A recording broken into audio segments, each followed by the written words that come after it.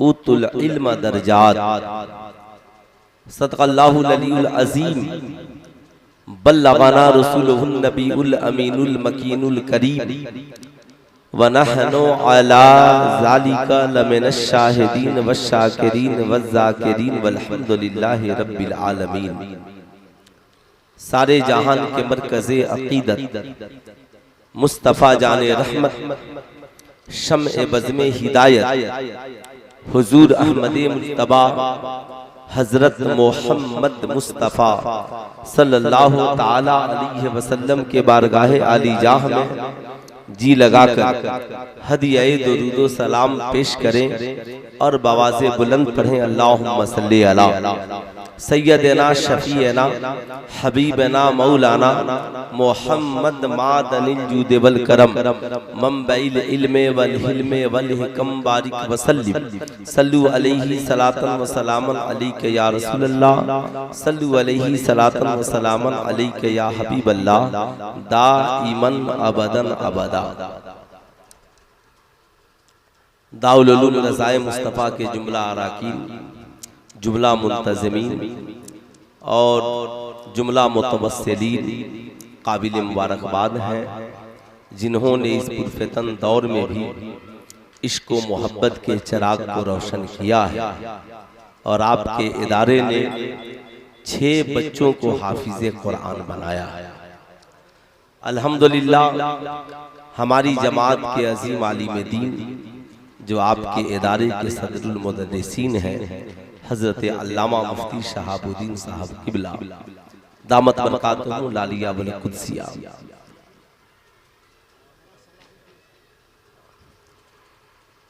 मौलाना सलाहुद्दीन साहब किबला, उनके अलावा जामिया के जुमला असातिज़ाए कराम पैकर खुलूस व वफ़ा हज़रत क़ारी खुशतर सहसरामी साहब किबला, नकीबुल मुल्क हज़रत मौलाना तारिक अनवर साहब किबला भागलपुरी, मुझसे पेशतर आपने शहबाज रज़ा नूरी को सुनने का शर्फ हासिल किया।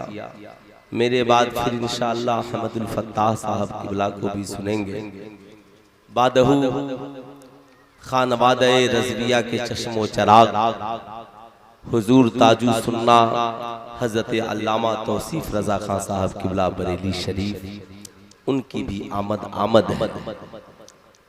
फ़कीर थोड़ी देर आप हज़रात के दरमियान हाजिर है। इन बुझे चरागों में रोशनी नहीं होती, मुस्तफ़ा नहीं होते तो जिंदगी नहीं होती। खुद चराग बन के जलो वक्त के अंधेरों में, मियाँ भीख के चरागों से रोशनी नहीं होती। ये है पैगाम दिया मेरे आला हजरत ने, ये है पैगाम दिया मेरे आला हजरत ने, दीन के गद्दारों से दोस्ती नहीं होती। चरागे इश्क नबी हर तरफ जलाएंगे, जहां से कुफ्र की तारीकियां मिटाएंगे। हकीर जानकर जिन्हें बुझा दिया हमने, वही चराग जलेंगे तो रोशनी होगी। मांगते फिरते हैं अगियार से मिट्टी का चराग, अपने खुर्शीद पे फैला दिए साए। समाज में इज्जत सबको चाहिए, समाज में वकार सबको चाहिए। मर्द हो, औरत हो, बच्चा हो, बूढ़ा हो, जवान हो, पीर हो, मुरीद हो, इमाम हो, मुक्तदी हो, उस्ताद हो, शागिर्द हो, समाज में इज्जत सबको चाहिए। मगर इज्जत मिलेगी कैसे, वकार मिलेगा कैसे?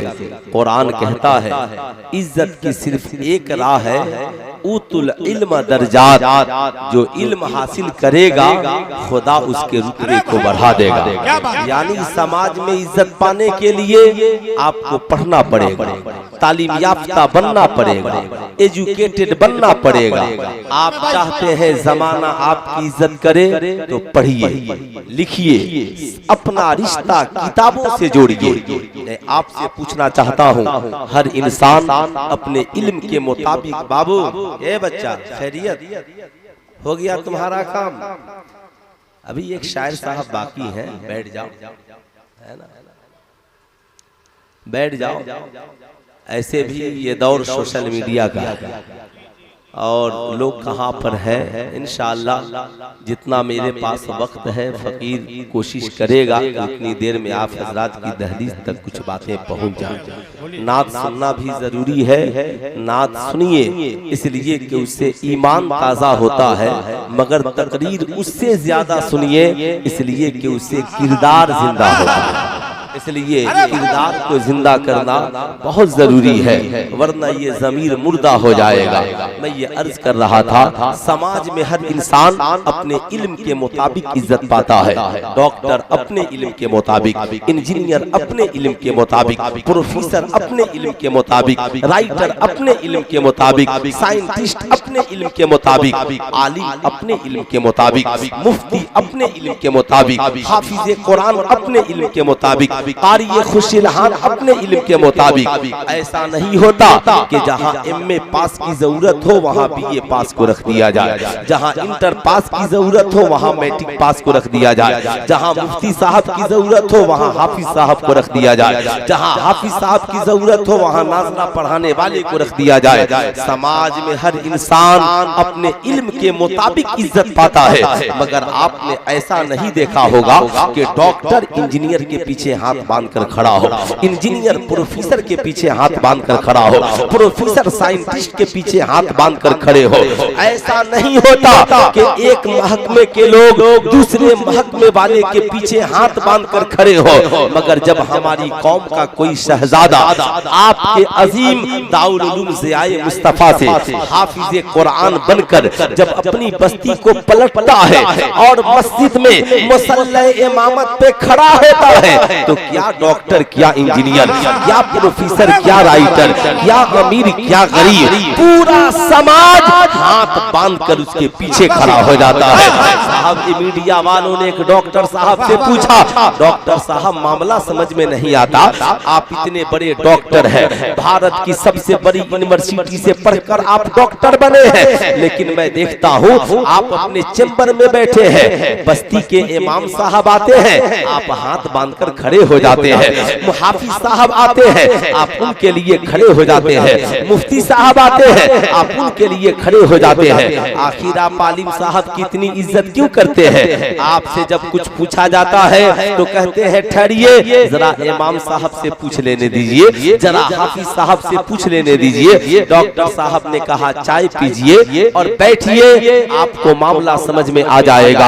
आपको नहीं पता मैं डॉक्टर हूँ, मेरी इज्जत अपनी जगह है, लेकिन हमारे इमाम साहब आलिम दीन हैं, उनकी इज्जत अपनी जगह है। आपको नहीं पता मैं डॉक्टर बना हूँ, मेरे भाई साइंटिस्ट बने हैं, मेरी बस्ती में कुछ बच्चे इंजीनियर बने हैं, हम सबके पास इज्जत है, मगर हम लोग जो कुछ भी बने हैं ये दुनिया के इंसानों की लिखी हुई किताबों को पढ़कर बने हैं, और हमारे इमाम साहब दुनिया के इंसानों की लिखी हुई किताब नहीं, अल्लाह की नाजिल करदा किताब कुरान अजीम को पढ़कर इमाम साहब बने हैं। हमारे मुफ्ती साहब हदीस मुस्तफा को पढ़कर आलिम दीन बने हैं।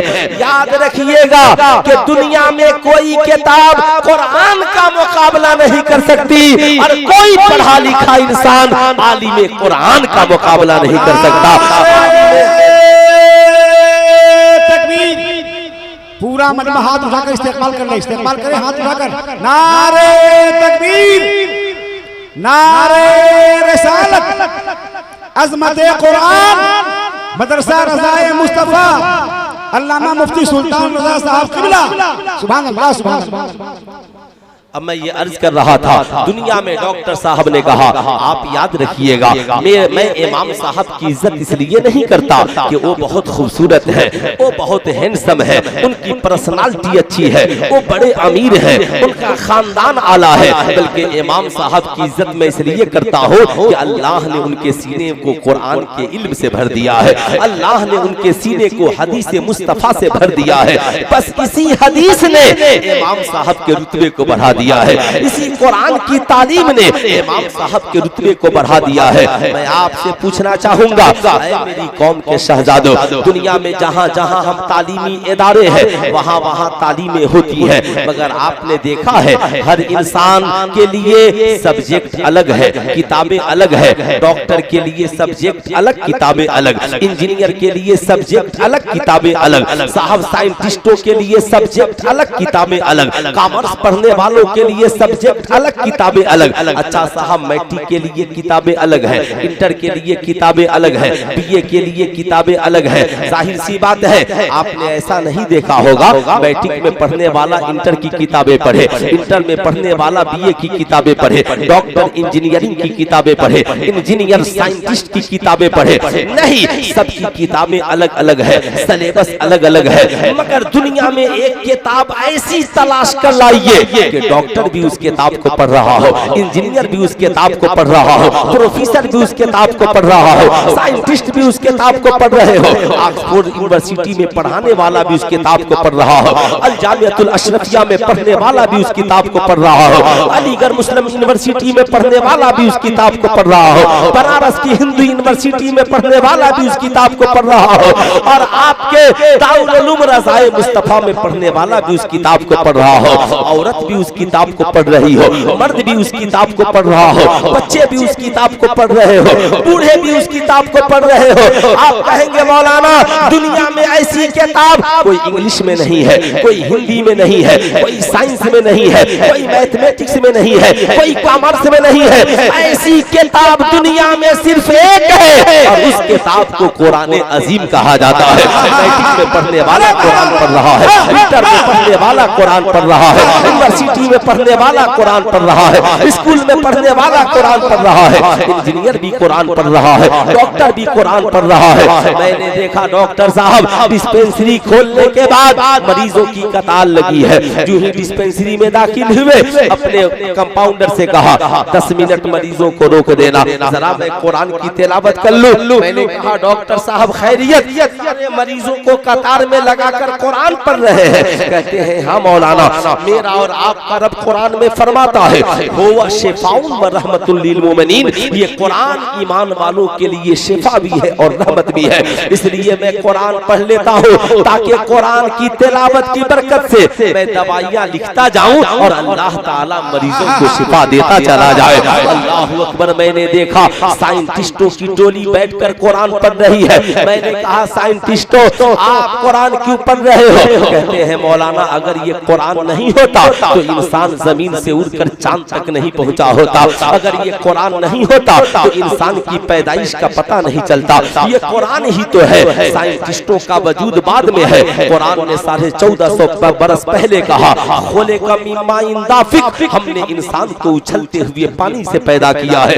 यखरुजु बैना सुल्बे वत्तराइब, ये पानी मर्द के रीढ़ की हड्डी से निकलता है और औरत के सीने के दरमियान से निकलता है। मौलाना ये कुरान ही तो है जिसने 1450 बरस पहले कहा वल कमरी इज़्ज़त तसक लतरकबुन तबकन अन तबक फमा लहुम ला युमिनून। कसम है उस चमकते चांद की, एक जमाना आएगा लोग सवारी बनाएंगे और चांद के ऊपर चले जाएंगे। मौलाना ये कुरान ही तो है जिसने इंसान को बता दिया इंसान पैदा कैसे होता है, टेस्ट ट्यूब का इस्तेमाल कैसे होता है, ये सारी बातें कुरान में मौजूद है। इसलिए हम कुरान पढ़ रहे हैं। मैंने जो ही मदरसे में कदम रखा देखा मुफ्ती साहब कुरान की तफसीर पढ़ा रहे हैं, कुरान पढ़ रहे हैं। हुजूर खैरियत, आप कुरान पढ़ रहे हैं। कहा मौलाना कुरान पढ़ता इसलिए हो ताकि लोगों को फतवा बताओ, लोगों को मसाइल बताओ, लोगों को सूरह फातिहा की फजीलतें बताओ। आगे दरसगाह में पहुंचा, देखा कारी साहब बैठकर बच्चों को कुरान मश्क करा रहे हैं। क्या शानदार लबो लहजे में बच्चे सूरह फातिहा शरीफ की तिलावत कर रहे हैं। आगे बढ़ा, देखा बच्चे दौड़ कर रहे हैं। मैंने कहा हाफिज साहब आप कुरान पढ़ रहे हैं? कहा मौलाना रमजान सर पर है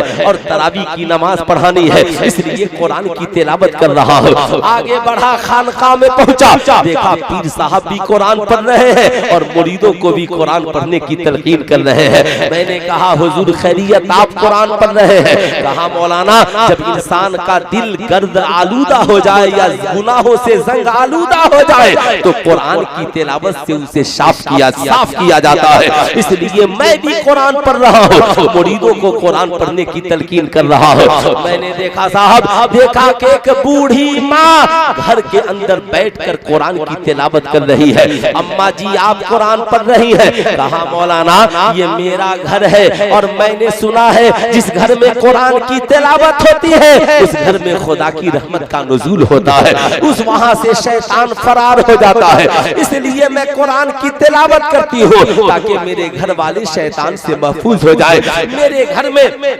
खुदा की रहमत का नुज़ूल हो। मैंने देखा साहब, एक बच्चा कब्रिस्तान में खड़ा है और कब्रिस्तान में खड़े होकर बाप की कब्र पे कुरान की तिलावत कर रहा है। मैंने कहा साहबजादे खैरियत, ये कौन सी किताब है जो कुरान में, जो कौन सी किताब है जो कब्रिस्तान में पढ़ रहे हो? कहा मौलाना साहब दुनिया में जितनी किताबें हैं वो सब हिंदुस्तान में पढ़ने के लिए है, मगर ये कुरान है हिंदुस्तान में पढ़ो तो जिंदा कामयाब हो जाए और कब्रिस्तान में पढ़ो तो मुर्दा कामयाब हो जाए। अब मैं आपसे कहना चाहूंगा दोस्तों, किताब एक है, डॉक्टर अपने लिए अपने हिसाब से पढ़ रहा है, इंजीनियर अपने हिसाब से पढ़ रहा है, प्रोफेसर अपने मकसद के लिए पढ़ रहा है, साइंटिस्ट अपने मकसद के लिए पढ़ रहे हैं, आलिम अपने मकसद के लिए पढ़ रहे हैं, मुफ्तियाने दीन अपने मकसद के लिए पढ़ रहे हैं, हाफिज़े कुरान अपने मकसद के लिए पढ़ रहा है, बूढ़ी माँ अपने मकसद के लिए पढ़ रही है, बेटा कब्रिस्तान में बाप की बख्शिश के लिए पढ़ रहा है। लाओ दुनिया में कोई ऐसी किताब एक हो इंजीनियर के भी काम आ जाए, डॉक्टर के भी काम आ जाए, प्रोफेसर के भी काम आ जाए, साइंटिस्टों के भी काम आ जाए, आलिमों के भी काम आ जाए और जाहिलों के भी काम आ जाए। आप कहेंगे मौलाना दुनिया में ऐसी कौन किताब है जो जाहिलों के काम आ जाए? दुनिया में जितनी किताबें हैं सब पढ़े लिखे लोगों के लिए है, मगर मैंने देखा कि आपकी बस्ती का एक शख्स कुरान पढ़ना नहीं जानता मगर कुरान लेकर के बैठा है, फूल लगाता है अल्लामा मुफ्ती सलाहुद्दीन साहब को। हजरत मैं बावजू हो गया हो, मुसल्ला बिछा लिया हो, कुरान लेकर बैठा हो, जरा हाफिज साहब को भेज दीजिएगा, आज मेरी तबीयत कर रही है, कुरान बैठ करके सुनो। हजरत ने पूछा क्या बात? कहा मौलाना साहब दुनिया में जितनी किताबें हैं वो सब पढ़े लिखे लोगों के लिए है, साइंस पढ़ो तब कामयाबी मिलेगी, डॉक्टर साहब इंग्लिश पढ़ो तब कामयाबी मिलेगी, उर्दू पढ़ो तब कामयाबी मिलेगी, हिंदी पढ़ो तब कामयाबी मिलेगी, मगर ये कुरान है, पढ़ना आता है तो पढ़कर कामयाब हो जाओ, पढ़ना नहीं आता मोहब्बत से देखो देखकर कामयाब हो जाओगे, मोहब्बत से सुनो सुनकर कामयाब हो जाओगे। ये कुरान ही तो है जो पढ़े लिखों को भी कामयाब बना देता है और अनपढ़ जाहिलों को भी अदब की वजह से कामयाब बना देता है। यानी किताब एक है और उस किताब का नाम क्या है? पूरा मजमा हाथ उठा करके बोले क्या नाम है, और जोर से बोले क्या नाम है? कुरान। यहाँ क्या कोई ऐसा शख्स है जिसके घर में कुरान नहीं हो? मगर क्या बात है, आज कुरान तो है मगर कुरानी तालीमात पे हमारे अमल नहीं है। आज हमारे पास कुरान तो है मगर कुरान की वो अजमत हमारे सीने में मौजूद नहीं है। कि आपको ऐसा लगता है जिस पुरफितन दौर में हम और आप जी रहे हैं, आज बात मदरसों की आती है, हर शख्स मदरसे का हिसाब लेने के लिए पहुंच जाता है। जो ही मदरसे में एंट्री मारा और ऑफिस में पहुंचा, मुफ्ती सलाहुद्दीन साहब कहाँ है? हजरत ये बताइए यहाँ साइंस की पढ़ाई होती है? हजरत ने कहा होती है। इंग्लिश की पढ़ाई होती है, हिंदी की पढ़ाई होती है। आज हुकूमतें भी जोर दे रही हैं। अब इस दौर में अगर कोई ये कहे कि मौलाना फला चीज की पढ़ाई मदरसे में नहीं होती तो सुल्तान रजा कहना चाहेगा ये बेवकूफी की बात है। आज भारत की कोई यूनिवर्सिटी लेकर आइए जहाँ पे अल जामिअतुल अशरफिया के फारिगीन बहैसियत प्रोफेसर और टीचर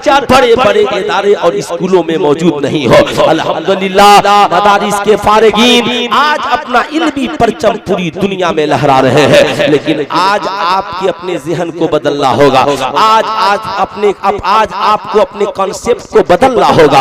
आज अपने फिक्र में उजाला लाने की जरूरत है। मैं आपसे पूछना चाहता हूँ, आप मदरसे में आकर कहते हो मदरसे ने ने क्या किया है। मैं आपसे पूछना चाहता हूँ, मदारिस का जायजा लेने वालों, बेशक आप पूछते हो मदरसों ने क्या किया है या मदारिस के आलिमों ने क्या किया है। सुल्तान रजा आपसे भी पूछना चाहता है, मदारिस ने, चलिए मदारिस ने क्या किया। आज अल्हम्दुलिल्लाह अरकीने दारुल उलूम रज़ाए मुस्तफा ने 6 बच्चों को हाफिज़े कुरान बनाया है। अब ये 6 बच्चे यहाँ से फारिग होकर अपनी बस्ती को वापस पलटेंगे। 6 बच्चे 6 गांव में पहुंचेंगे, मगर इनका काम क्या होगा। अब ये एक बच्चा मदरसे का पढ़ने वाला, आज तुमसे मैं पूछना चाहूंगा, जब अपनी बस्ती में जाता है और खड़े होकर जुमे में खिताब करता है तो कौम वालों से कहता है, ऐ मेरे गांव वालों, मैं फला दारुल उलूम से पढ़कर आया हूँ, अल्लाह का करम है आप लोगों की दुआओं से हाफिज़े कुरान हो गया, आलिम दीन बन गया। मेरी आप लोगों से एक ही गुजारिश है, आप एक अल्लाह की इबादत करें, हुजूर सल्लल्लाहु अलैहि वसल्लम के बावफा उम्मती बनकर के जिंदगी गुजारे। इस्लाम में शराब पीना हराम है, इस्लाम में जुआ खेलना हराम है, इस्लाम में ज़ना करना हराम है, इस्लाम में सूदगार खाना हराम है, इस्लाम में नाच गाना बाजा हराम है, इस्लाम में जहेज मांगना हराम है। माँ के कदमों के नीचे जन्नत है, बाप जन्नत का दरवाजा है। आपस में रिश्तों को तोड़ कर नहीं, रिश्तों को जोड़ करके रहिए। अब मैं बताना चाहूंगा, आपके गांव में सैकड़ों बच्चों ने मैट्रिक पास किया होगा, इंटर पास किया होगा, बीए पास किया होगा, मगर 100 बीए पास करने वाले, इंटर पास करने वाले सारे बच्चे मिलकर गांव में कोई माहौल की बात नहीं करते, गांव में कोई इनकलाब लाने की बात नहीं करते, गांव में कोई चेंजिंग लाने की बात नहीं करते, घर में बदलाव लाने की बात नहीं करते। इंटर के पहले भी वही हालत, इंटर के बाद भी वही हालत, बीए के पहले भी वैसा ही कैरेक्टर और बीए के बाद भी वैसा ही कैरेक्टर, वही मोबाइल चलाना, वही पबजी गेम खेलना, वही नाच गाने बाजे देखना, वही माँ बाप की नाकदरी करना। मगर याद रखिएगा, सैकड़ों बच्चे आपकी बस्ती के स्कूल कॉलेज से डिग्रियां लेकर आए, मगर गांव में कोई इनकलाब नहीं आया। मगर एक बच्चा दारुल उलूम रज़ाए मुस्तफा से पढ़कर गांव में गया है, लोगों को शराबी से नमाजी बना रहा है, लोगों को ज़ना से रोक रहा है, लोगों को जुआ से रोक रहा है। आपको मानना पड़ेगा, मदरसे का एक फारिग स्कूल के 100 फारिग शुदा बच्चों पे भारी पड़ता हुआ नजर आता है। इसलिए कि अकेले एक आलिम एक गांव बदलने की सलाहियत रखता है, एक बस्ती का मिजाज बदलने की सलाहियत रखता है, एक गांव का निजाम बदलने की सलाहियत रखता है। यही वजह है, आपने देखा होगा, आज गैरों को खतरा स्कूलों से नहीं है, कॉलेजों से नहीं है, अगर उनको खतरा है तो इन मदारिस से खतरा है। इसलिए कि वो तो यही चाहते हैं, हर मुसलमान जुआरी बन जाए, हर मुसलमान शराबी बन जाए, हर बेटी आवारा बन जाए, हर लड़की इज्जत और आबरू लुटाने वाली बन जाए, हमारी बेटियों के सरों से दुपट्टा उतर जाए, हमारी बेटियों के जिस्म से नकाब उतर जाए। जो यहूदी मिलकर अमेरिका में शराब खाने खुलवा सकते हैं, वो इंडिया के हर घर में शराब खाने खुलवा सकते हैं। जो यहूदी मिलकर अरब की सरजमीन पर नाच गाने बाजे करवा सकते हैं, वो पूरी दुनिया के किसी मुल्क में करवा सकते हैं। कि आपको लगता है कि इस कौम को बहुत ज्यादा तकरीर की जरूरत है जितना आपने समझा है? कि आपको ऐसा लगता है फलस्तीन के मजलूम बच्चों की आवाजें अरब के बादशाहों के कानों से नहीं टकराती है? कि आपको ऐसा लगता है फलस्तीन के मजलूम बच्चियों की आवाजें अरब के बादशाहों के कानों से नहीं टकराती है? अरे अमेरिका के डोनाल्ड ट्रंप की आवाज जो सुन सकता है, क्या फलस्तीन के मजलूमों की आवाज नहीं सुन सकता है? अमेरिका के अमीरों की जो आवाज सुन सकता है, फलस्तीन के मजलूम गरीबों की आवाजें नहीं सुन सकता? सुन तो रहे हैं, मगर उनका जमीर मुर्दा हो चुका है, उनका कैरेक्टर मुर्दा हो चुका है। वो भूल गए हैं कि हम ला इलाहा इल्लल्लाह मुहम्मदुर रसूलुल्लाह के पढ़ने वाले हैं। जैसे आज हमारी कौम ये भूल चुकी है हमारा आलिम खिताब में क्या कह रहा है, हमारा आलिम हमें किस तरफ लेकर के जाना चाह रहा है। एक बात याद रखिएगा, जिंदगी में कान खोलकर आपने मदारिस का बहुत हिसाब लिया, हमने बहुत हिसाब दिया। एक आखिरी हिसाब मुझसे सुनिए, इसे बुरा मत मानिएगा। कोई डॉक्टर हो, इंजीनियर हो, प्रोफेसर हो, बुरा मत मानिएगा। आज तक तक कितने इंजीनियरों ने आपके बच्चों को फ्री में इंजीनियर बनाया है, आज तक कितने डॉक्टरों ने आपके बच्चों को फ्री में डॉक्टर बनाया है। जितने स्कूल कॉलेजेस खुले हैं, अगर 1 महीने का फी जमा नहीं हो तो आपके बच्चे को इम्तिहान में नहीं बैठने दिया जाएगा। माँ पाँव का पायल बेचकर फी जमा करेगी, माँ कान की बाली बेचकर फी जमा करेगी, बाप कर्ज लेकर फी जमा करेगा। मगर आज तक किसी मदरसे में आपने सुना है कि पैसा नहीं देने की वजह से आपके बेटे को भगा दिया गया हो? आज तक आपने किसी मदरसे में सुना है फी जमा नहीं करने की वजह से आपके बच्चे का दाखला काट दिया गया हो? नहीं। आज तक किसी डॉक्टर, इंजीनियर, प्रोफेसर ने आपके बच्चों को फ्री में इंजीनियर, डॉक्टर नहीं बनाया। मगर करम है इन उलमा का, इनकी जूतियां मेरे सरों का सर का ताज बने, जिन्होंने भीख मांगकर हमारी कौम के लाखों बच्चों को फ्री में हर साल हाफिजे कुरान बनाया है, आलिमे दीन बनाया है। अगर ये नहीं बनाए होते तो आज ये ला इलाहा इल्लल्लाह की सदाएं नहीं गूंजती। अगर ये नहीं बनाए होते तो मस्जिद के मीनारों से आज़ानें नहीं उठती। अगर ये नहीं बनाए होते तो आज बेटियों के सरों पे ये दुपट्टे नजर नहीं आते। नारे तकबीर, जोर से नारे तकबीर, नारे रिसालत, अज़मत कुरान, मदरसा रज़ाए मुस्तफा, मुफ्ती सुल्तान रजा साहब सीवानी। अब मैं आपसे कहना चाहूंगा, ये मदरसे का मुख्तसर हिसाब है, लेकिन जरा कभी किसी कॉलेज में भी जाकर पूछिए। आपने कभी किसी कॉलेज में जाकर पूछा, प्रोफेसर साहब मेरी बेटी कॉलेज में आने से पहले आवारा नहीं थी, कॉलेज में आने के बाद आवारा कैसे हो गई? मेरा बेटा कॉलेज में आने से पहले कलम चलाता था, कॉलेज में आकर तमचे और बंदूक कैसे चलाने लगा? मेरी बेटी कॉलेज में आने से पहले बॉयफ्रेंड नहीं रखती थी, कॉलेज में आने के बाद बॉयफ्रेंड कैसे रखने लगी? अरे प्रोफेसर साहब मेरा बेटा तो शरबत पीने से डरता था, पेप्सी कोको कोला से डरता था, मगर ये चरस, अफीम और गांजा कैसे पीने लगा? ये मेरी बेटी तो बाप से बात करने में शर्माती थी, ये फोन पे बॉयफ्रेंड से कैसे बात करने लगी? अरे मास्टर साहब स्कूल का निजाम क्या इतना बिगड़ गया कि हमारी बेटियां कॉलेज जाने के बाद आवारा गुंडों और लड़कों के साथ लव अफेयर में पढ़ करके चली जा रही है। कॉलेज का प्रोफेसर हाथ जोड़कर खड़ा होगा और कहेगा, सर मैं यहाँ किताबें पढ़ाने आता हूँ, आपके बच्चों को किरदार और कैरेक्टर सिखाने नहीं आता, हम यहाँ सिलेबस पढ़ाते हैं। आपकी बेटी दुपट्टा रखे न रखे नो प्रॉब्लम, आपकी बेटी किसी के साथ भाग जाए नो प्रॉब्लम, आपकी बेटी स्कूल से बाहर खड़े खड़े पानी पिए नो प्रॉब्लम। मैं आपसे पूछना चाहता हूँ, ईमानदारी से बताइए, आपको यकीन नहीं तो किसी स्कूल और कॉलेज के दरवाजे पर जाकर के देख लीजिएगा। आप ईमानदारी से बताएं, इंसान और जानवर के खाने पीने में क्या फर्क है? मुफ्ती सलाहुद्दीन साहब कहेंगे, सुल्तान रजा, इंसान और जानवर के खाने पीने में फर्क यही है, इंसान बैठकर दस्तरखान बिछाकर सरकार की सुन्नत के मुताबिक खाता पीता है, जानवर खड़े खड़े खाते पीते हैं, बैल खड़े खड़े खाता है, गधा खड़े खड़े खाता है, हाथी खड़े खड़े खाता है, गाय खड़े खड़े खाती है, बकरियां खड़े खड़े खाती है।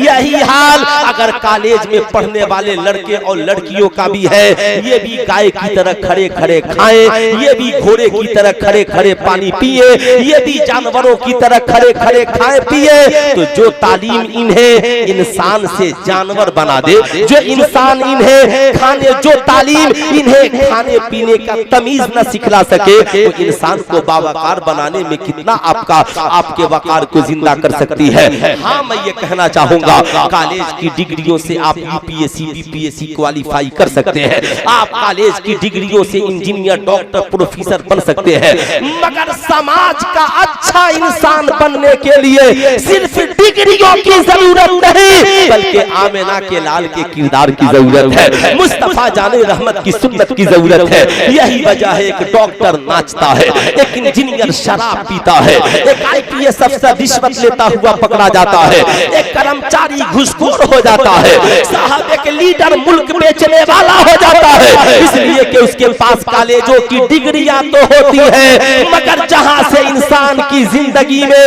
ईमान और ज़मीर जिंदा होता है, वो मजहब इस्लाम की तालीम और मुस्तफा जाने रहमत की सुन्नत की तालीम उसकी जिंदगी में नहीं होती।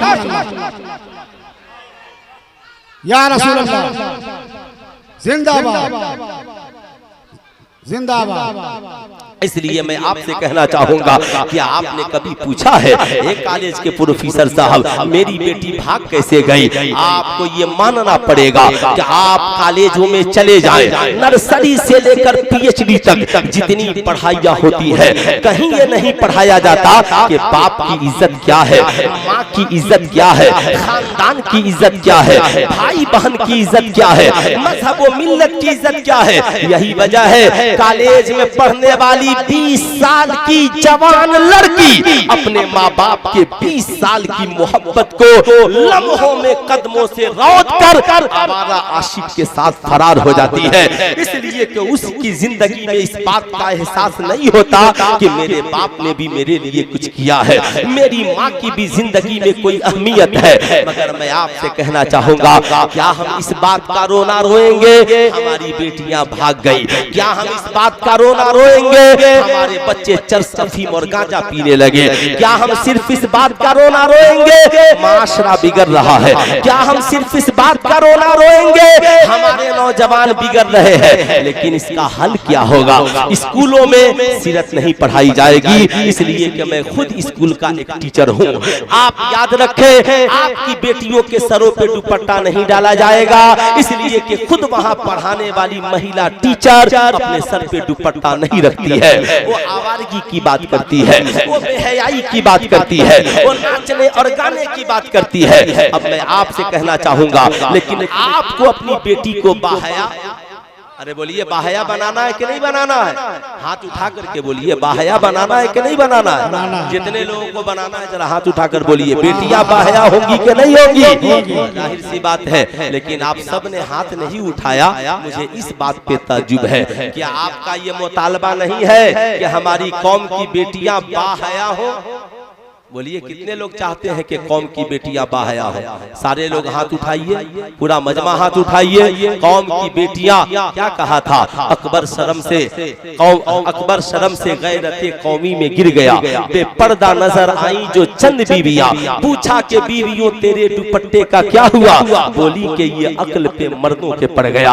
आप मुफ्ती सलाहुद्दीन साहब से पूछिए, मजार शरीफ पे चादर चढ़ाना फर्ज नहीं है, ये बुजुर्गों की अजमत की निशानी है। अगर एक चादर चढ़ गई मसला हल हो गया, ताकि पता चले ये अल्लाह के वली की कब्र है। 1 लाख चादरें चढ़ाना बुजुर्गों के मजार पर जरूरी नहीं है, मगर हर बेटी के सर पे दुपट्टा रखना, हाथ उठाकर बोलिए, हर बेटी के सर पे दुपट्टा रखना जरूरी है। हर माँ के सर पे आंचल जरूरी है, हर बीवी के सर पे आंचल जरूरी है। आपसे मैं पूछना चाहता हूँ, आप ईमानदारी से बताएं, बेटियों को आवारगी से रोका कैसे जाए? इन बच्चों को शराब, ज़ना और जुआ से रोका कैसे जाए? इन बच्चों के दिलों में माँ बाप की अजमत को बैठाया कैसे जाए? आप कहेंगे तो क्या सबको आलिम बना दिया जाए? क्या सबको हाफिज़े कुरान बना दिया जाए? मैं कहूँगा नहीं, मैं ये नहीं कहता, लेकिन कम से कम हर घर में एक बच्चे को आलिम जरूर बनाए, एक बच्चे को हाफिज जरूर बनाइए। आप ईमानदारी से बताइए, एक गांव की हिफाजत के लिए आप क्या करेंगे? आपकी ये जो बस्ती है ना, बहुत नाम लेते हैं शहबाज नूरी साहब, इतना नाम उन्होंने लिया कि मुझे नाम लेने की जरूरत नहीं है। आपकी बस्ती की हिफाजत के लिए आप क्या करेंगे? क्या एपीजे अब्दुल कलाम का मिसाइल लेकर के आएंगे? क्या आप हर घर में तलवार खरीद कर रखेंगे? मैंने सुना बहुत ज्यादा पुलिस वाले आपकी बस्ती में है, मेरा भी एक भाई एसएसबी में है, कभी कभी उस पावर का इस्तेमाल होता है। लेकिन मैं आपसे पूछना चाहता हूँ, क्या हथियार और बम बारूद खरीद कर रखिएगा गांव की हिफाजत के लिए? नहीं, ये दौर तलवार का नहीं है, ये दौर बम बारूद का नहीं है, ये दौर आधुनिक हथियार का नहीं है। वो यहूदियों का एजेंट है अमेरिका, जो हथियार बेच बेच कर सुपर पावर बन रहा है। हमने कभी हथियार बेचने की बात नहीं की। इस्लाम ने जब भी बात की है शिक्षा की बात की है, तालीम की बात की है। आप आपसे मैं पूछना चाहता हूँ, इस गांव की हिफाजत के लिए आप क्या करेंगे? मैं आपसे पूछना चाहता हूँ, आज जमाना हमें क्या कहता है? असमानता कहता है। आज लोग हमें अकलियत कहते हैं। आज हमारे वजीरों को भी मुसलमानों को अकलियती वजीर कहा जाता है, हमें पसमानदा का वजीर कहा जाता है। ये पसमानदा से आते हैं। जाहिर सी बात है, हम पसमानदा हैं, वो हम अल्पसंख्यक हैं, वो बहुसंख्यक है। हम अकलियत में हैं, वो अक्सरियत में है। आपसे मैं पढ़े लिखे लोगों से पूछना चाहता हूँ, जो इसमें नेता है, एमए पास है, बीए पास है, आलिम मौलाना है, क्या आपको ऐसा नहीं लगता अकलियत कह के हमें नीचा किया जाता है? क्या आपको ऐसा नहीं लगता पसमानदा कह के हमें झुकाया जाता है? क्या आपको ऐसा नहीं लगता हमें छोटा कह के डराया जाता है? अल्लामा मुफ्ती सलाहुद्दीन साहब की तरह 10-20 भारत में बड़े मजबूत तालीम है, जिनके अंदर बड़ी सलाहियत है, मगर उनको डरा दिया जाता है। मौलाना हम अकलियत में है, जरा सोच समझ कर बोलिएगा। मैं आपसे पूछना चाहता हूँ, खुशतर सहसरामी साहब, अकलियत में हम आज हैं या उस वक्त थे जब मुस्तफा जाने रहमत ने इस्लाम की तबलीग शुरू की? अकलियत में हम आज हैं या उस वक्त थे जब बदर के मैदान में हम 313 थे? अकलियत में हम आज हैं या बदर और हुनैन में हम अकलियत में थे? अरे मियां, अकलियत में तो हम करबला के मैदान में भी थे, अकलियत में हम बदर और हुनैन में भी थे। हजरत उमर इब्ने खत्ताब ने 40वें मुसलमान की शक्ल में इस्लाम कबूल किया और दूसरे खलीफा बने। जमाना देखता रहा, अकलियत में रहते हुए अक्सरियत पे गालिब आकर आधी दुनिया से ज्यादा पे इस्लाम की फतह कामरानी का परचम लहरा दिया। आपको ऐसा लगता है कि उनके ज़हन में अकलियत की बात थी? क्या उनके ज़हन में पसमानदा की बात थी? नहीं, वो जानते थे हम अकलियत में रहकर भी अक्सरियत पे गालिब आ जाएंगे। उसके लिए पावर ऑफ एजुकेशन चाहिए, उसके लिए आपको तालीम वाला बनना होगा, उसके लिए आपको हुनर वाला बनना होगा। आज हमारे नौजवान ये समझते हैं और लड़के और लड़कियां भी समझती हैं, इंसान दौलत से अमीर होता है।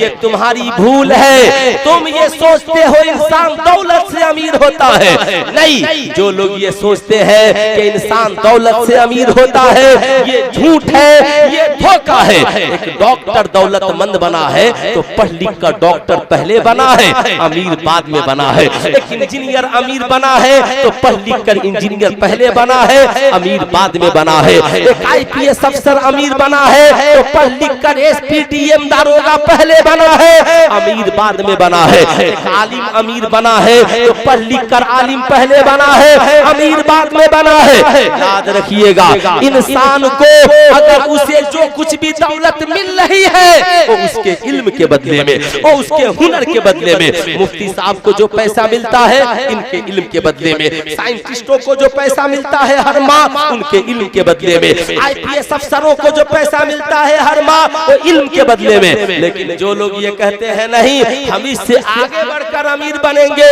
वो बेईमानी करके अमीर बनते हैं, वो चरस अफीम गांजा बेचकर अमीर बनते हैं, वो लड़कियों की इज्जत तो आबरू नीलाम करके अमीर बनते हैं, वो सूद का पैसा चला करके अमीर बनते हैं।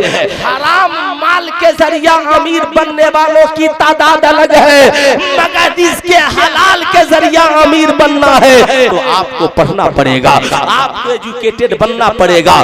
यानी फैसला ये कर लीजिए और अपनी औलादों को बताइए, ऐ मेरे बेटे और बेटियों, इंसान पैसा से अमीर नहीं होता बल्कि इंसान इल्म और हुनर से अमीर होता है। इंसान किससे अमीर होता है?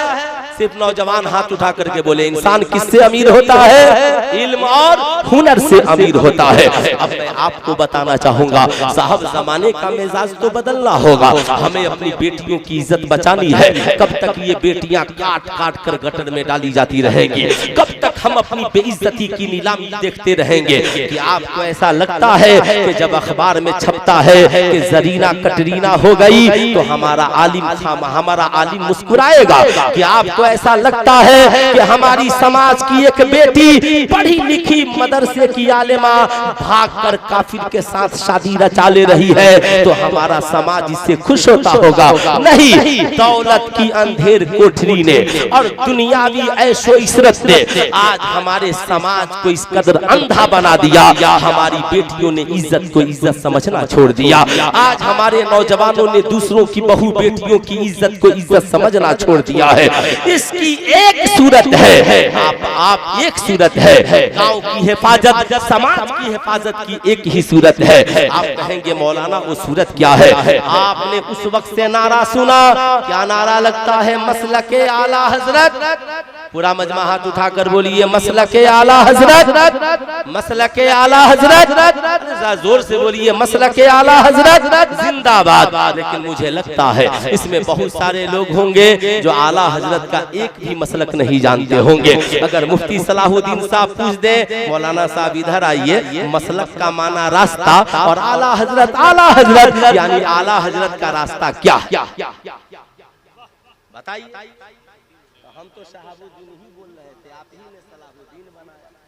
शहाबुद्दीन अच्छा माशाअल्लाह, चलिए ठीक है, आपको जो बनाना है बनाइए। अब जरा गौर से पहले मेरी बात सुनिए, सलाहुद्दीन भी हमें कबूल है, शहाबुद्दीन भी हमें कबूल है। शहाबुद्दीन गौरी आ जाए तो हिंदुस्तान फतह है, सलाहुद्दीन अयूबी आ जाए तो बैतुल मक़दिस फतह है। कम से कम बनकर तो दिखाइए, अल्लाह का करम है आपके इस इदारे में सलाहुद्दीन भी है और शहाबुद्दीन भी। माशाअल्लाह। इसलिए जरा पहले दोनों हाथों को उठाकर बोलिए या रसूल अल्लाह, और जरा प्यार से बोले या हबीब अल्लाह। अब जो मैं बोल रहा हूँ उसे गौर से सुनिएगा। आप पसमानदा हैं, आपको ये मानना पड़ेगा। आप अकलियत में हैं, आपको ये मानना पड़ेगा। मगर अकलियत में रहकर अकलियत का दाग धब्बा कैसे धोइएगा? आप पसमानदा में रहकर पसमानदा का दाग धब्बा कैसे धोइएगा? मुफ्ती शहाबुद्दीन साहब कहेंगे पसमानदा का दाग धब्बा धोने का एक ही जरिया है कि हम अपने बच्चों को तालीम याफ्ता बनाए। आला हजरत ने लिखा, हमारी कौम के जो बच्चे तालीम हासिल कर रहे हैं उनकी तालीमी सलाहियतों की जांच कराई जाए, पता लगाया जाए वो क्या बनने के लायक है। अगर मदरसे में पढ़ रहे हैं तो आलिम बनने के लायक है, हाफिज बनने के लायक है, मुफ्ती बनने के लायक है, मुहद्दिस, मुफस्सिर, मुफक्किर, मुबल्लिग जो बनने के लायक है। अगर दौरे जदीद में स्कूल में पढ़ रहे हैं तो आप उनकी तालीमी सलाहियतों की जांच कराइए। वो जज बनने के लायक है, IPS अफसर बनने के लायक है, वकील बनने के लायक है, दारोगा बनने के लायक है, सिपाही बनने के लायक है, डॉक्टर बनने के लायक है, इंजीनियर बनने के लायक है। जो ब्रिलियंट आपकी बस्ती के बच्चे हैं बनने के लायक है, उन करीम बच्चों को चुनिए और पैसा खर्च करके उन्हें कामयाबी की दहलीज तक पहुंचा दीजिए। ये किसने फिक्र दी? आज से 100 बरस पहले बरेली शरीफ की टूटी हुई चटाई पे बैठकर बरेली के इमाम अहमद रजा ने फिक्र दी है। पैसे खर्च करके कौम के पढ़े लिखे बच्चों को कामयाब बनाओ, उन्हें मुकम्मल कुर्सियों तक पहुंचाओ। सुल्तान रजा आपसे पूछना चाहता है, अब आप अपनी बस्ती के बच्चों की जांच करें, मदरसे में पढ़ने वालों की भी और स्कूल में पढ़ने वालों की भी। कौन बच्चा जज बनने के लायक है, कौन बच्चा IPS अफसर बनने के लायक है, कौन बच्चा डॉक्टर बनने के लायक है, कौन बच्चा आलिम बनने के लायक है। गांव में 10 बच्चों को मिलकर चुनिए, एक बच्चा जज बन जाए, एक बच्चा IPS अफसर बन जाए, एक बच्चा वकील बन जाए, एक बच्चा मास्टर बन जाए, एक बच्चा इंजीनियर बन जाए, एक बच्चा मुफ्ती शहाबुद्दीन साहब की तरह बेहतरीन आलिम दीन बन जाए, एक बच्चा बेहतरीन हाफिज कुरान बन जाए। 10 नौजवानों की टोली आपने पैसा लगाकर तैयार कर दिया। एक नस्ल आप संवारिए, बाकी नस्लों को ये संवारते चले जाएंगे। इलाके में हंगामा होगा, उस गांव की तरफ नजर उठा के न देखना। उस गांव में जज भी रहते हैं, उस गांव में IPS अफसर भी रहते हैं, उस गांव में डॉक्टर भी रहते हैं, उस गांव में वक्त के जयीद आलिम दीन भी रहते हैं। इसलिए गांव की हिफाजत के लिए हथियार की जरूरत नहीं, बल्कि पावर ऑफ एजुकेशन की जरूरत है। किसकी जरूरत है? Power of. पूरा मजमा हाथ उठा करके बोले किसकी जरूरत है? Power of. अरे मेरी तरफ देखिए, पूरा मजमा हाथ उठाकर बोले पावर ऑफ एजुकेशन की जरूरत है। अब पूरा मजमा खड़े हो जाइए। हुजूर ताजु सुन्ना हजरत अल्लामा तौसीफ रजा खान साहब किबला बरेली शरीफ का इस्तेमाल।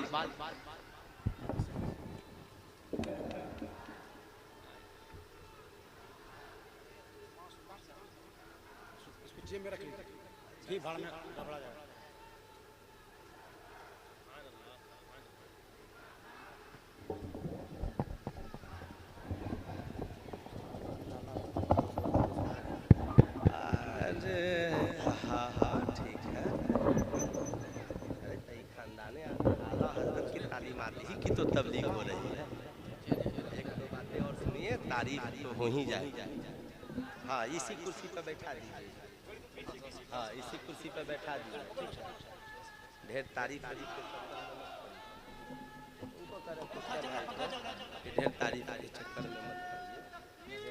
पूरे इंडिया में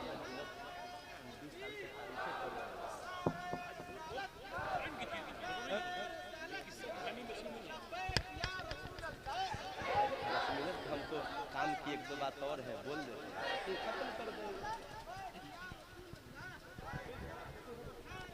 नारे तकबीर जिंदगी के साथ, नारे तकबीर, नारे रिसालत, नबी रहे आला हजरत, नबी रहे आला हजरत, हुजूर ताजुस सुन्ना, हुजूर ताजुस सुन्ना, पीरे तरीकत, मुफक्किरे इस्लाम, नारे तकबीर, नारे रिसालत, खानवादे आला हजरत, खानवादे आला हजरत, खानवादे आला हजरत, मसलके आला हजरत, फैजाने आला हजरत, खानदाने आला हजरत, हुजूर तौसीफ मियां साहब किबला, हुजूर ताजुस सुन्ना, हुजूर ताजुस सुन्ना, नारे तकबीर, नारे रिसालत। सुभान अल्लाह।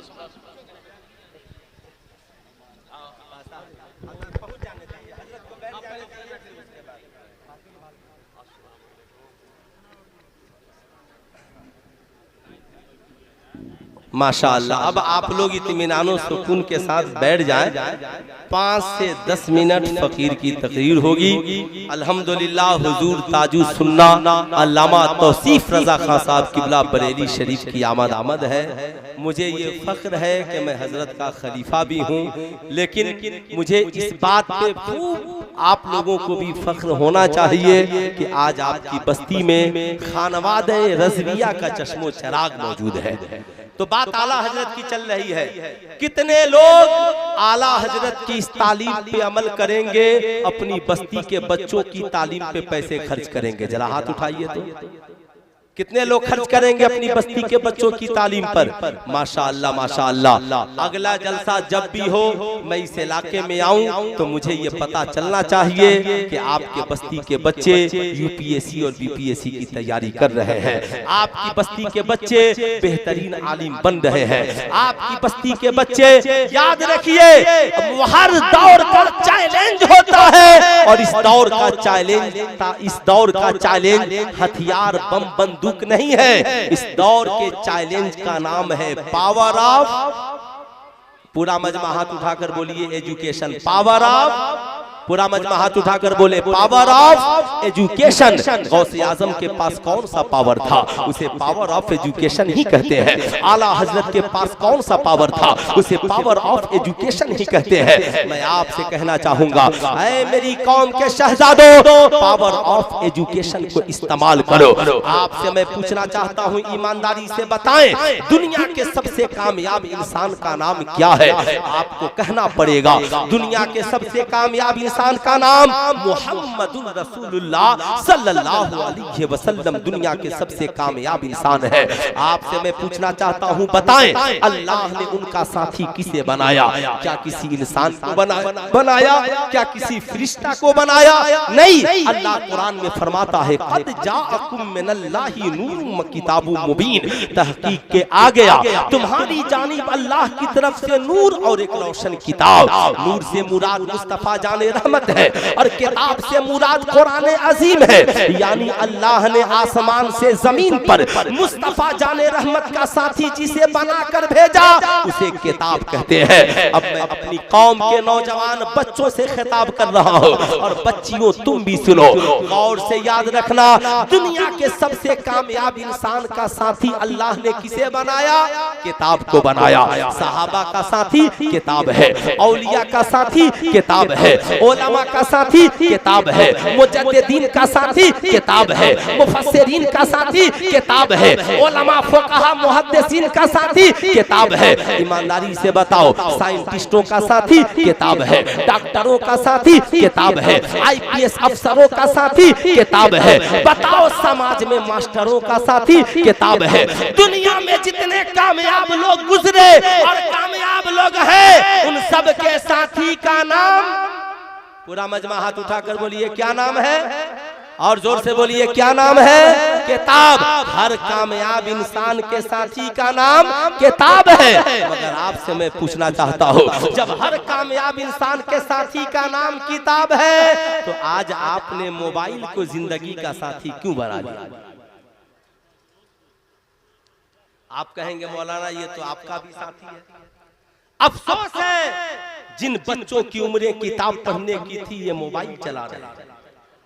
जिन बच्चों की उम्रें जबान से कलमा पढ़ने की थी वो मोबाइल पे बैठकर पबजी गेम खेल रहे हैं। जिन नौजवानों को मैट्रिक की किताबों की तैयारियां करनी थी वो बैठकर रात भर मोबाइल पे सोशल मीडिया का मुताला कर रहे हैं। जिन बेटियों की उम्र किताबों पढ़ने की थी वो बेटियां बैठकर सोशल मीडिया पे टिकटॉक पे रील बना रही हैं और सीरियल और पिक्चर बाजी कर रही हैं। जिन बेटियों की उम्र किताबें पढ़ने की थी वो बेटियां बॉयफ्रेंड तलाश करके पूरी रात चैटिंग पे गुजार रही हैं।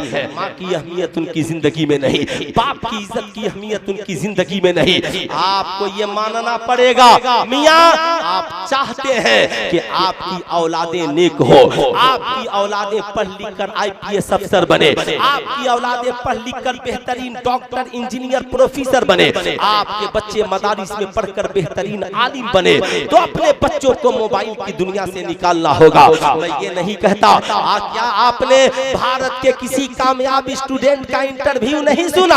भारत का हर कामयाब स्टूडेंट कहता है मैंने पहले अपने आप को मोबाइल की दुनिया से अलग किया, किताब की दुनिया से करीब किया, फिर मेरी जिंदगी कामयाब हो गई। मैं आपसे पूछना चाहता हूँ मेरी कौम के शहजादों, मैं ये नहीं कहता कि मोबाइल चलाना गुनाह है, लेकिन ये जरूर कहूंगा मोबाइल पे गलत चीजें देखना गुनाह है। मोबाइल का मिसयूज मत कीजिए। दुनिया के हर कामयाब इंसान के पास भी 24 घंटे ही है और आपके पास भी 24 घंटे ही है।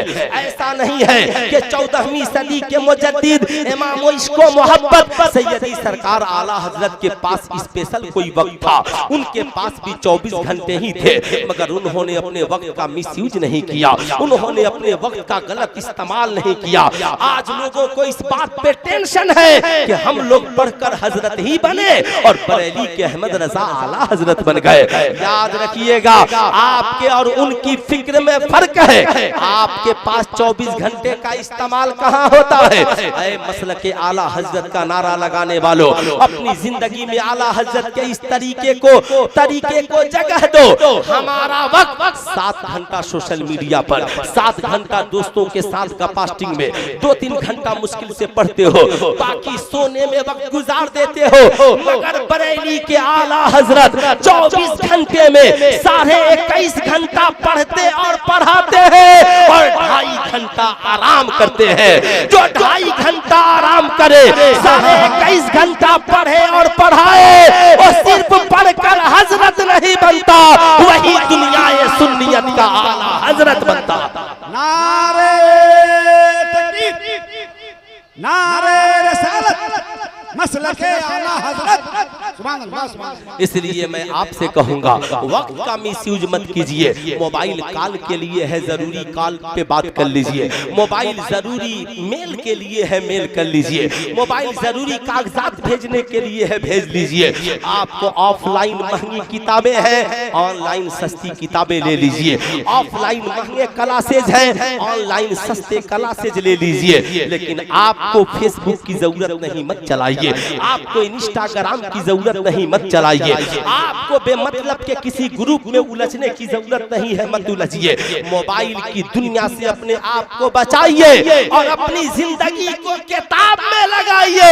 इंशाअल्लाह दुनिया भी हसीन है और आखिरत भी हसीन है। इंशाअल्लाह अमल होगा।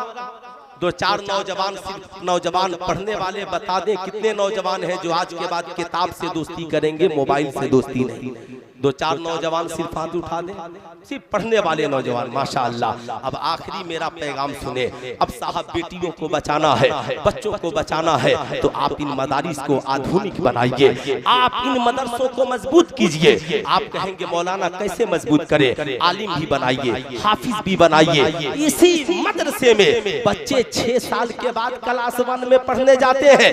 ये जो 6 साल में 3 साल से लेकर जो 6 साल की उम्र है, उसे डॉन बॉस्को के नाम पर, डीपीएस के नाम पर, साहब मदर टेरेसा के नाम पर इंग्लिश स्कूलों में इनकी जिंदगी बर्बाद मत कीजिए। बल्कि आपके मदारिस में खुद बावकार इंग्लिश पढ़ाने वाले आलिम भी मौजूद हैं। आप इन्हीं मदरसों में नर्सरी, LKG, UKG के साथ इस्लामिक मॉडल प्ले स्कूल का कयाम कम से कम नर्सरी, LKG, UKG का कीजिए, जहाँ पे 1 से 100 भी हो, क से क्या भी हो, अलिफ से या भी हो, हदीस मुस्तफा की तालीम भी हो, कुरान की तालीम भी हो।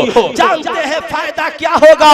हर बच्चा बच्ची स्कूल में जाने से पहले 100% बच्चे बच्चियों का मदरसे में एंट्री जरूरी है, ताकि हमारा आलिम ब्लैक बोर्ड पर उन्हें बता सके ये शराब की बोतल है, शराब पीना हराम है, ये हिजाब है, लड़कियों के लिए हिजाब जरूरी है, ये तुम्हारी माँ है, तुम्हारे कदमों के नीचे जन्नत है, ये इज्जत है, ये आबरू है। जब हमारा आलिम बचपन में हमारी कौम के बच्चे बच्चियों को पढ़ा देगा, अब ये हमारी कौम का शहजादा बड़ा होकर जब कॉलेज में पहुंचेगा, कॉलेज का कोई आवारा लड़का उसे कहेगा मेरी बर्थडे पार्टी है, चल शराब पीते हैं, वो कहेगा नहीं, मैं बर्थडे पार्टी अपनी माँ को गिफ्ट देकर मनाता हूँ, माँ से दुआएं लेकर मनाता हूँ, शराब पीकर नहीं मनाता। वो कहेगा क्यों? कहेगा बचपन में दारुल उलूम ज़ियाए मुस्तफा में मुफ्ती साहब ने पढ़ाया था कि इस्लाम में शराब पीना हराम है, इसलिए मैं न शराब पीता हूँ न शराब पिलाता।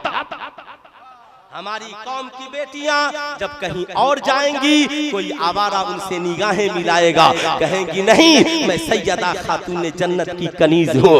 जब तक निकाह नहीं हुआ मैं अपने भाई से गुफ्तगू कर सकती हूँ, मैं अपने बाप से गुफ्तगू कर सकती हूँ, मैं अपने मामू से गुफ्तगू कर सकती हूँ, लेकिन जो लोग मेरे लिए गैर मुहरिम हैं मैं उनसे गुफ्तगू नहीं कर सकती, तुम्हारे गिफ्ट को कबूल नहीं कर सकती। वो कहेगा तू मेरी दोस्त बन जा, वो कहेगी इस्लाम ने जिंदगी में किसी अजनबी को दोस्त बनाने की जगह नहीं दी है। मेरी जिंदगी की सबसे बड़ी सहेली का नाम माँ है, मेरी दोस्ती मेरी माँ से है, मेरी बहन से है।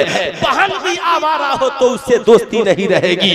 मेरे दर्द दिल सुनाने के लिए मेरी माँ काफी है। इसलिए सुल्तान रजा कहना चाहेगा औरतों को नेक बनाना जरूरी है। औरतों को अगर आपने नेक नहीं बनाया, बेटी नेक है तो बाप की इज्जत सलामत है, बीवी नेक है तो शौहर की इज्जत सलामत है, और माँ नेक है तो गोद में औलादों की इज्जत तो आबरू सलामत है। यही वजह है इस्लाम कहता है दुनिया की सबसे अच्छी पूंजी का नाम नेक औरत है। याद रखिएगा, इसलिए एक बेटा पढ़ लिख कर संवरता है तो एक जिंदगी संवरती है, और एक बेटी पढ़ लिख कर संवरती है तो मैका भी संवर जाता है, ससुराल भी संवर जाता है। इसलिए ये अहद कर लीजिए कि इन मदरसों को हमें कमजोर नहीं होने देना है, इन मदरसों को फिर से मजबूत बनाना है। इंशाअल्लाह बनेगा कि नहीं बनेगा? पूरा मजमा हाथ उठाकर बोलिए, मदरसा फिर से मजबूत बनेगा कि नहीं बनेगा? आपके पास दौलत की कमी नहीं है, हर कौम की हर बेटी यहाँ पढ़े, कौम का हर बेटा यहाँ पढ़े। कॉलेज का कोई प्रोफेसर आपके बच्चों को किरदार नहीं पढ़ाएगा, मगर मैं आपको यकीन दिलाता हूँ हमारी कौम का कोई बच्चा अगर दारुल उलूम में पढ़ने आ गया तो हमारा आलिम उसे कुरान भी पढ़ाएगा, नबी का किरदार भी पढ़ाएगा। हमारी कौम की अगर बेटी पढ़ने आ गई तो हमारी कौम की आलिमा उसे कुरान भी पढ़ाएगी, साथ में सैयदा खातूने जन्नत का किरदार भी पढ़ाएगी। इसलिए खुद भी दीन से जुड़िए, अपनी औलादों को भी दीन से जोड़िए। इस दौर में कामयाब होना है तो तीन चीजें जरूरी है। नंबर 1 ईमान, नंबर 2 इल्म, नंबर 3 अमल साले। कुरान कहता है वल अस्र इन्नल इंसाना लफी खुस्र, कसम है जमाने की कि इंसान घाटे में है, इल्लल लजीना आमनु व अमिलुस सालिहात, मगर वो लोग जो ईमान लाए, अच्छा अमल किए, वो कल भी कामयाब थे, आज भी कामयाब है। गुनाहों से बचने के लिए मदारिस की तालीम की जरूरत है, समाज में बावकार बनने के लिए पावर ऑफ एजुकेशन की जरूरत है, दुआओं के लिए माँ बाप और बुजुर्गों के दामन करम की जरूरत है। अल्लाह आपको भी सलामत रखे, इस इदारे को भी सलामत रखे। वक्त इस बात की बिल्कुल इजाजत नहीं देता कि मैं आगे गुफ्तगू करूं, फिर कभी जिंदगी में मौका मिला, फकीर हाजिर आया तो गुफ्तगू होगी। यही ख्वाहिश है कि तालीम कुरान आम हो जाए, हर एक परचम से ऊंचा परचमे, हाथ उठाकर बोले परचमे इस्लाम हो जाए। मगर इस्लाम ऊंचा तभी होगा जब हम अपने किरदार को ऊंचा करेंगे। इस्लाम तो ऊंचा है ही जिस दिन हमने इस्लाम को अपनी जिंदगी में जगह दे दी, इंशाअल्लाह हम भी ऊंचे हो जाएंगे। हमारी दुनिया भी हसीन और आखिरत भी हसीन। पूरा मजमा मिलकर पढ़ लीजिए अस्तगफिरुल्लाह रब्बी मिन कुल्ली ज़म्बी व अतूबु इलैहि। पढ़ लीजिए ला इलाहा इल्लल्लाह मुहम्मदुर रसूलुल्लाह सल्लल्लाहु अलैहि वसल्लम। अस्सलामु अलैकुम।